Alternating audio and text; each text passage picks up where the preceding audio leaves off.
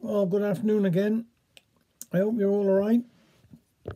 I got to say a very quick and a very nice thank you very much to Liz and to Julie out there, Carver's Bay. To thanking you for sending my wife Julie a lovely card.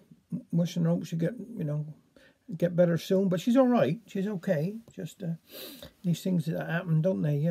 But I hope everybody's okay. Keep positive, and well, stoke the fire up a bit in the evenings, but now.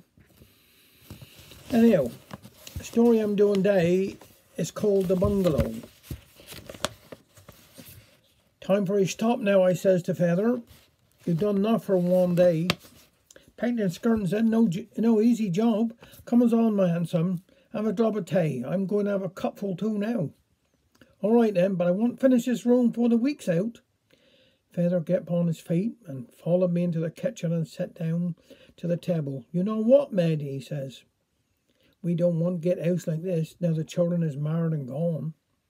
Mean it, do we, boy? I asked. I fancy a little bungalow myself, one like my cousin Mavis up a moor got. You do he? Suit me, he says. No hurry, mind.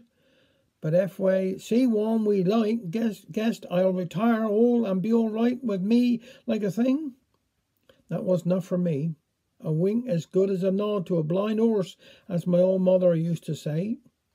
When I see the handsome little bungalow with a for sale sign in front of 'em, I stopped to have a look. Everything about 'em was spick and span. Dear little garden and all, adding lavender bush and pile of flowers in 'em. Nate as ninepence it was. Of course, we didn't have to buy first house we seed, but no harm to have a look, innit? Strike while iron was hot, so to speak. I lifted up the shinny brass knocker. Better most sort of woman opened the door, a bit younger than me, I should think. I'm Mrs. White, she says, pleasant like. Come in. Oh, you're welcome to have a look around. Her scruffy-looking Mongol dog appeared from nowhere and went in with me.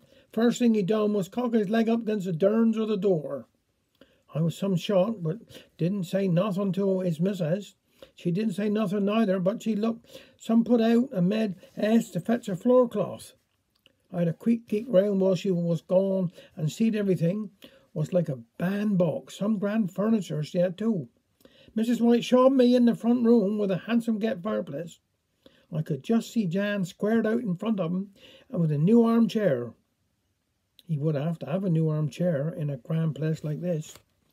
The dog come in a wallop on the carpet and pulled the cream-coloured settee. The missus frowned upon and she steered me into the kitchen quick. Light and airy 'twas, all modern and shiny. A little fluffy white cat was there eating his meat, but runned away quick when he seed the dog follow us in. He entered the cat's plate quick and started to push the empty plate round the floor.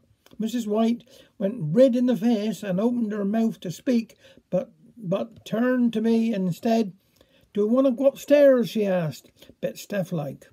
I said I would, and as we mounted the stairs, that darn old dog runned up in front of us and raced around the bedroom like a maze thing, scattering mats and everything else all over the place. Then he throwed himself upon the bed and walloped all over the white satin bedspread, and the woman suddenly broke out in tears. Take your beastly old dog and get out of my house quick, she cried. I looked upon the poor old soul like a fool. It isn't my dog, I told her. I thought 'twas yours. Should scat to her if it was mine. Her face went a funny shade of purple. What? She screeched. I call that downright insult. How dare you suggest I would have a mangy-looking creature like that in my house? Her tears dried up quick. Oh, I didn't mean, I stuttered. I was going to ask you how much you wanted for your house. A pretty tack this was. She tore herself up in her full height and looked at me haughty. I wouldn't sell 'ee to 'ee for £1,000,000, she says. Don't he wouldn't sell? I asked her, feeling a bit shaky by this time. Not to you, she says. I'm particular who I sell my house to. It's a plenty of better people waiting to buy a nice bungalow like this. She pushed me out through the door and was hollering. She frightened the dog and he flied off down the road and disappeared quick. Don't suppose for 1 minute he knowed how much trouble he'd caused she and me.